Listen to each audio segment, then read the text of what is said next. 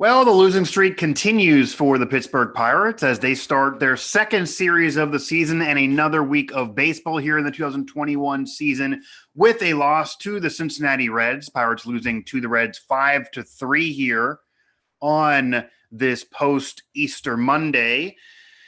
Pittsburgh losing in game one of the series, but a lot more to touch on than just this game here, of course, as this is a Pirates edition of Pittsburgh Postgame on Pittsburgh Sports Live. I'm your host, Mike Asti, and I will be joined by Mike Persak, who covers the Pirates for the Pittsburgh Post-Gazette. In a matter of moments, the Pirates lose 5-3. Brubaker goes 4, allowing one run off 3 hits. Colin Moran vying for potential NL MVP at this point. Evans also looking like an all-star. So we'll see how long that's going to last. And we'll also touch on one player who is destined to not make the all-star team, and that is El Coffee, Gregor Polanco, as I think I can guarantee that moving forward. Mike, I definitely appreciate you joining me for sure. I like the little light effect there in the background there, and we got the mic set up for you. So I appreciate the time for sure. Yeah, of course, man. Anytime. Awesome. Well, again, Mike Persak covering the Pirates for the PG. And just right away, what are your takeaways from this game and even the last few games? Because they win opening day, everything's looking okay. People are saying, oh, maybe this year will be better than we would have expected. And of course, entering the season with not much expectations in terms of winning and only a discussion on potential parades if they lose less than 100. Now it's 3 straight losses. Ke'Bryan Hayes did leave the game with an injury on Saturday, 10-day injury list. So we'll see how that goes. But it's looking like kind of more of last year where the starter's not going to go beyond 4. The bullpen can be okay at times, granted, not so much tonight. And the offense doesn't do enough. Is that what you're making, or is there anything else to take away from these games so far? Yeah, no, to be honest, it's like a little bit of like kind of what I expected. I don't know if that's sure. You know, like I think it's fair to have gone into the season thinking maybe, you know, the starting pitching isn't going to be exactly what they need it to be, especially given that not many of them were even up to 5 innings in spring training.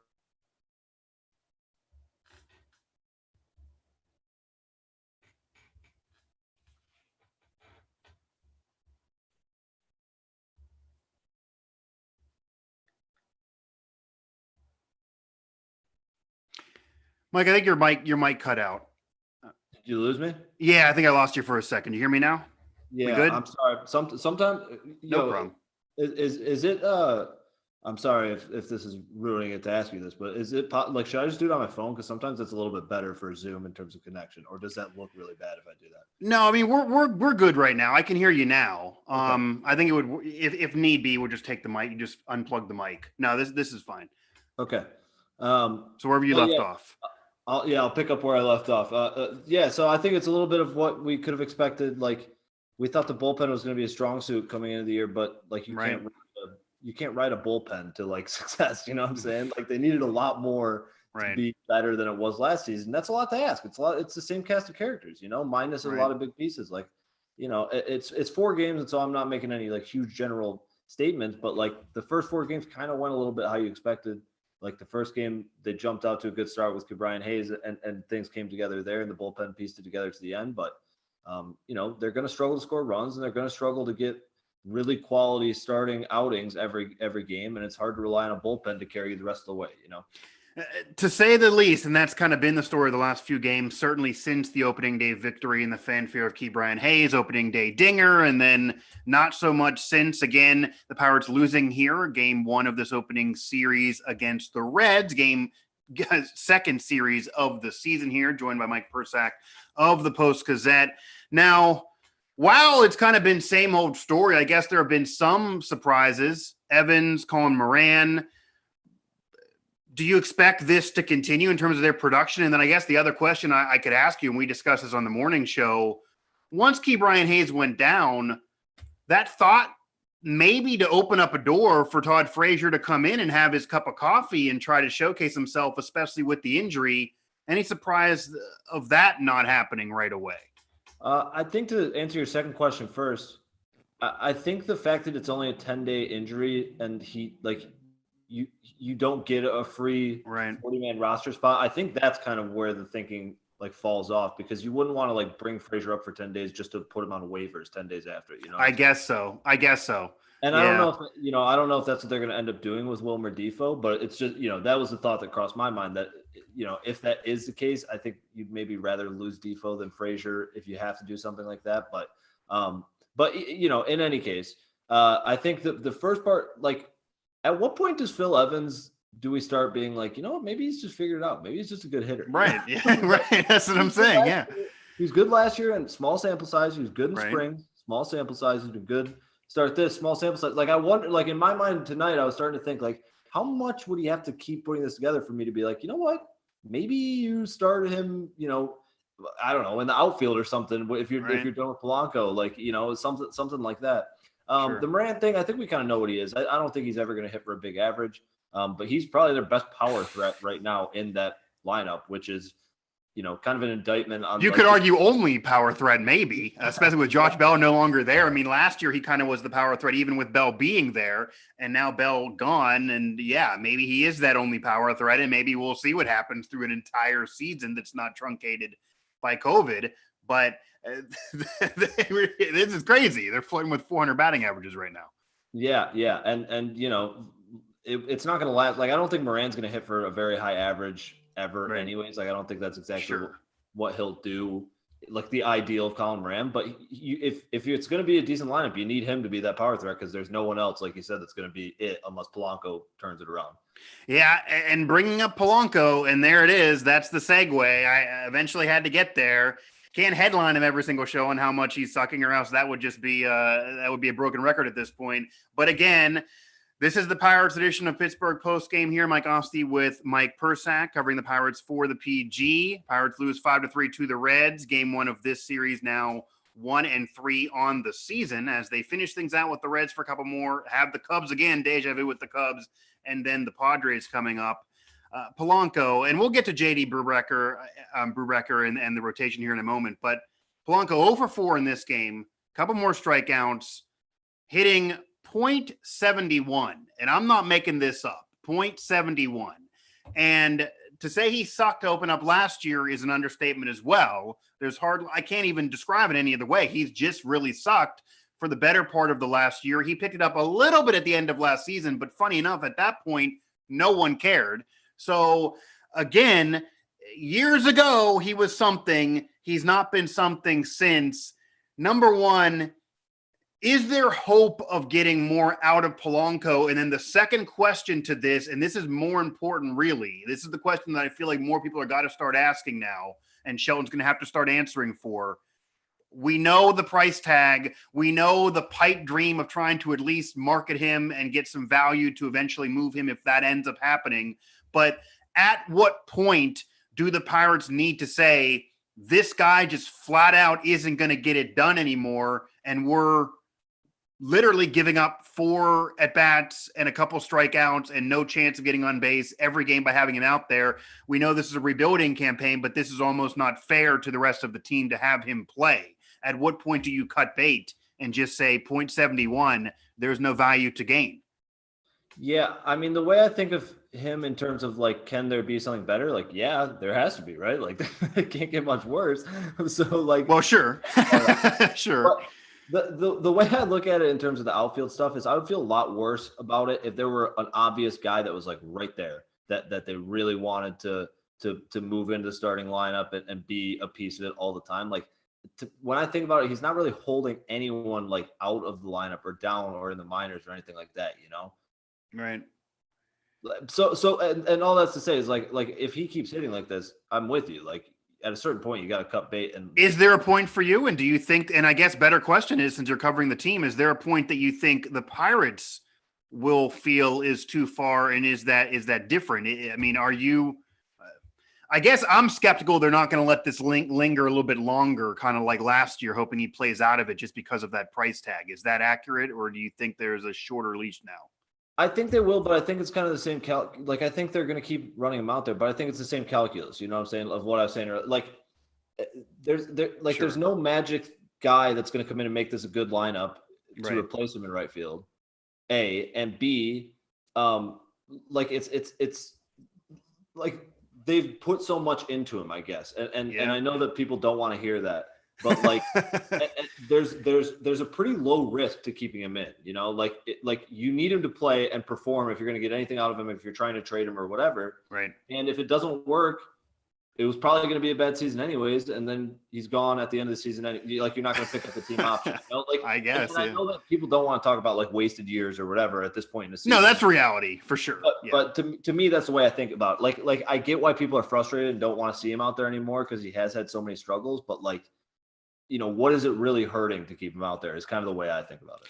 I guess if you're not holding anybody back, I could kind of get that thinking. And obviously there are going to be fans that are going to say, just because they're pessimistic for reasons, even though this is a new regime, that the price tag is also part of it. And they would have cut bait a lot earlier if it wasn't for that price tag.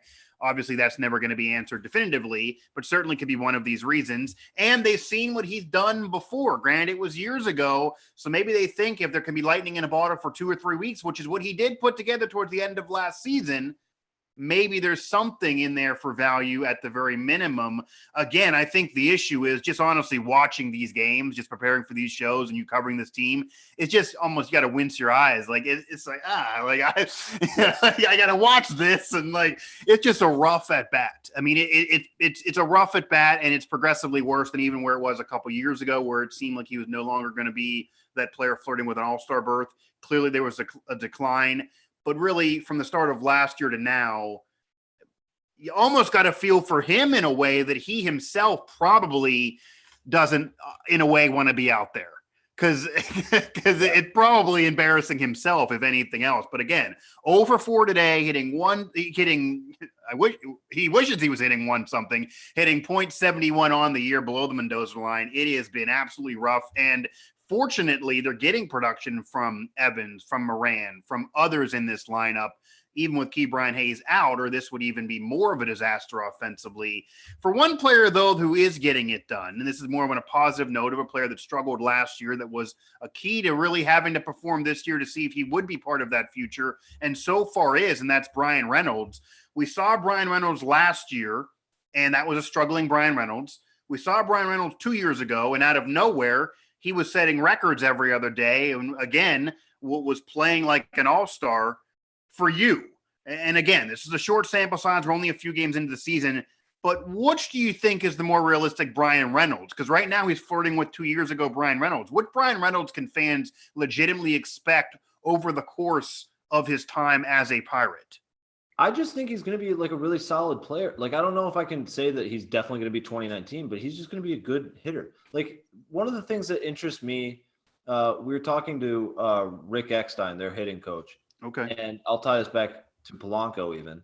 And he was saying that, you know, with Polanco, when he was talking about improvements to make and retooling the swing, like there was a big retool. There were certain things that they wanted to do, that they were trying to do to make the swing shorter, to change kind of his approach at the plate. With Reynolds, when you talk with Rick Eckstein or Derek Shelton.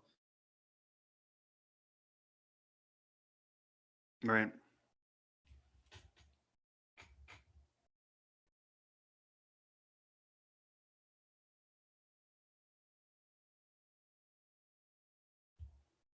So yeah, I mean, with Reynolds specifically, it's just, you know, there aren't the same tweaks with Polanco and with Frazier. It was the same thing. Like Frazier was moving his hands around, and Newman was doing the same thing. With Reynolds, it was just get the timing down, and he'll be okay. He's always hit. He'll be okay as long as there's a normal build up to the season, and everything will be perfectly fine after that. You know. I think Reynolds' struggles early on last year were even more disappointing than Josh Bell, because Josh Bell, the writing was on the wall, and it was really about his value. But Ryan Reynolds seemed to be that guy the year before that, okay, this could be a face of the franchise type of player in addition to Ke'Bryan Hayes, who at that time we didn't know what we were getting out of Ke'Bryan Hayes. And then to have him putter that away, that was disappointing. But of course, 2 years ago might be unreasonable to expect that to happen again. And maybe if you get a consistent hitter, a solid player, a solid piece and a heart and soul to the team, certainly nothing to complain about. That's what he's been, and then some so far this year. Interesting when you had those conversations about Polanco in particular, because last year I did notice he changed his swing towards the end of last season. He did get a little bit better, but then Did he change it again? He should go back to where it was in September, because again, we're at 0.71. Yeah, so I think it's like it seemed to me, and I was going to bring this up earlier, with Polanco, like it's a full retool. Like he spent the way Rick Eckstein pointed out, and Eckstein doesn't love getting into like specifics of like this is what we're trying to do or whatever. Yeah. But he basically broke it down as like we're in 3 stages, and this is in spring training. It's a 3-stage overhaul of the swing, and we're in stage 2. And he looks pretty good. And that was when he was hitting well in the spring. Sure. And he looks pretty good right now, but there's still progress to be made. And I know Polanco went down to Miami to work with their new assistant hitting coach, Christian Marrero, all offseason, and was like they're working with him a ton. So like I think it's kind of still a work in progress. And 4 games, like it's not even really a small sample size with Gregory Polanco anymore. Like you can't even really bring up that argument. No, I think the jokes with Gregor Polanco are fair at this point. Yeah. But so we'll see. I mean, we'll see if they get through stage 3. I guess there can obviously be a step back, and you're starting. Yeah.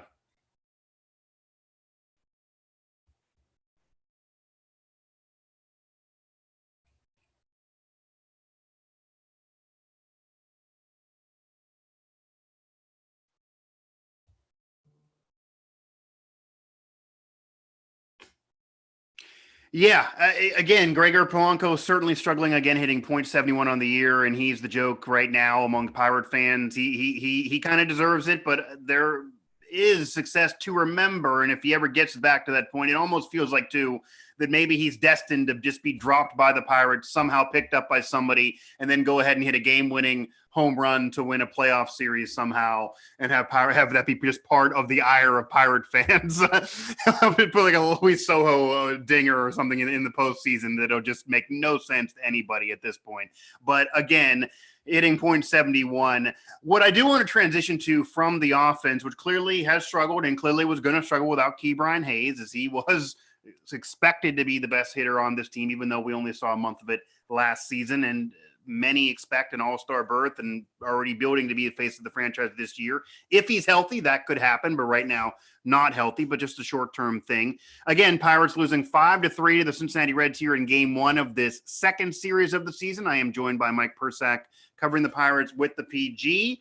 Few more minutes, Mike. Just want to ask you about the rotation now. I mean, obviously we talked earlier about the bullpen. The bullpen can't save the day, but you also could argue it's being an unreasonable ask to the bullpen as they're having to come into these games in the 4th or 5th inning. There's not a legit closer here. We know the drama and the controversy that involved the legal system of the last few years with this bullpen. So it's not like it's really been easy to handle, to say the very least. Howard, Feliz, et cetera. Those kind of are the mainstays the last couple of years. But today's a game where if you got a little bit more out of the bullpen, it might have went the other way, especially with them kind of coming back towards the end. But again, you get Brubaker going through 4, 1 run off 3, Tyler Anderson going through 4, Chad Kuhl goes a little bit longer and gets the opening day, but also was the last starter named to be an opening day starter. So that tells you what kind of is thought of him, more so probably a 2 or 3 on a good team. Out of these pitchers now that are currently in this starting rotation, which one of them do you have the most confidence in stabilizing their position, I guess is what I'll ask. And you're already laughing. And is there hope of this rotation even staying together? What do you expect out of this rotation? Because to me, it screams like they're going to be swiping guys in and out, and Chad Kuhl's probably could go from opening day starter to 4 in 2 months. It wouldn't be surprising, but what do you expect out of this rotation? And is there anybody in this rotation that could emerge to at least be the leader of this rotation just by being there and being consistent in any way?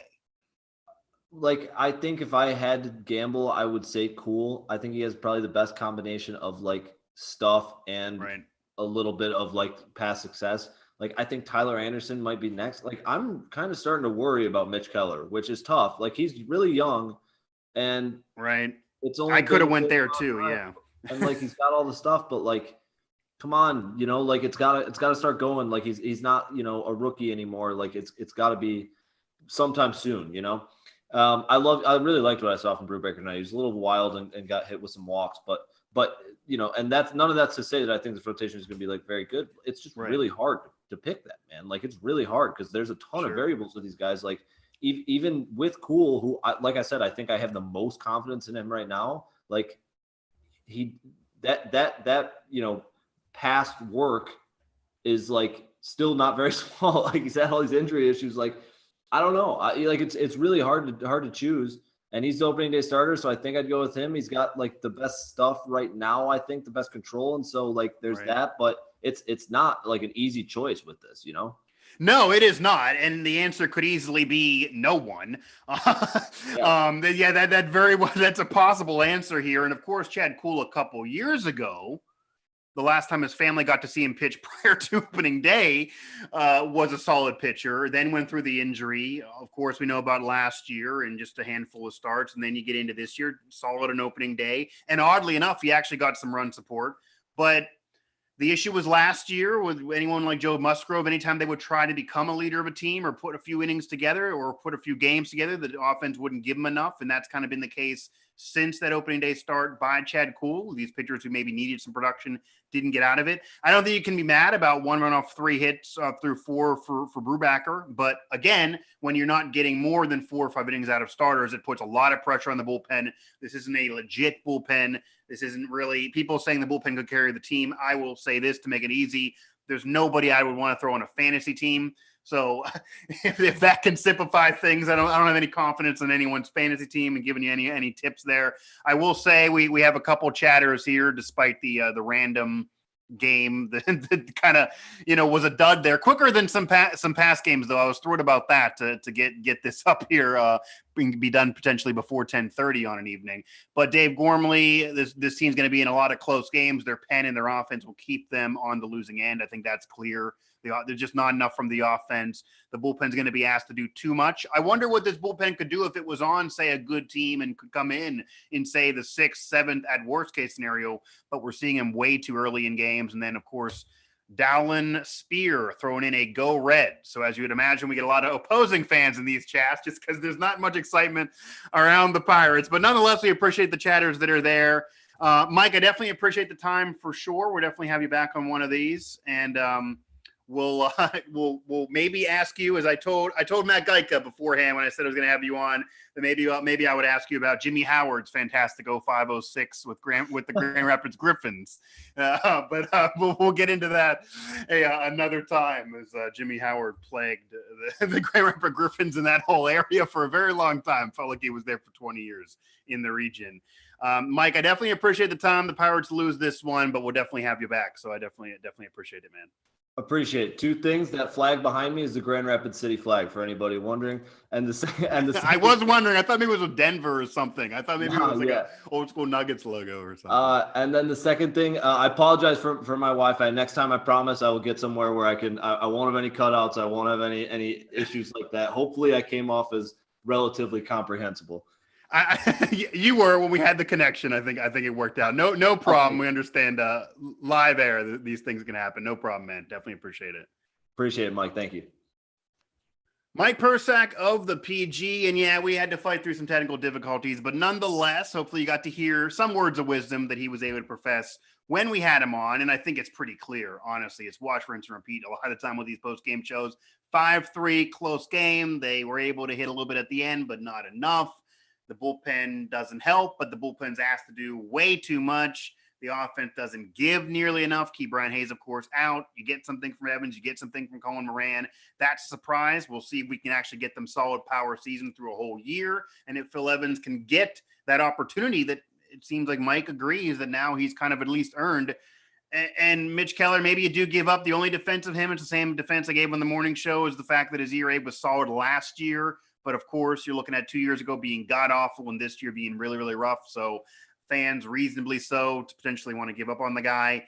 Another Keller, though, joining the team acquired from the Angels. So maybe it's all in the family of somebody else can get it done and help things. And then Gregor Polanco, 0 for 4, 2 Ks, hitting .71 when you're not even at the Mendoza line Obviously, that's really embarrassing. This is a former solid player. As much as I love beating up on him and everybody else loves beating up on him, it's a former solid player. It really sucks. You got to feel for the guy because I'm sure he doesn't even want to be out there when he's hitting this poorly. Mike's kind of making me feel like they're going to let that rope go longer than I even thought. We know the price tag's what it is, and we know they want to try to get some value. But now I'm even more concerned they're going to let him linger just because of that 3-tier fix of his swing. And if they're only on 2, they're going to let him get to 3 and then maybe a little bit after 3, I'd imagine. That potentially could be another month of seeing Gregor Polanco. But we'll see whenever that finalizes and if something improves with him. But as Mike said, it can't get much worse. We appreciate the few chatters we have in this kind of random Monday night, especially during the national championship. Of course, Pirates lose 5-3, now 1-3 on the year, losing 3 in a row after losing the last 2 to lose that series to the Cubs.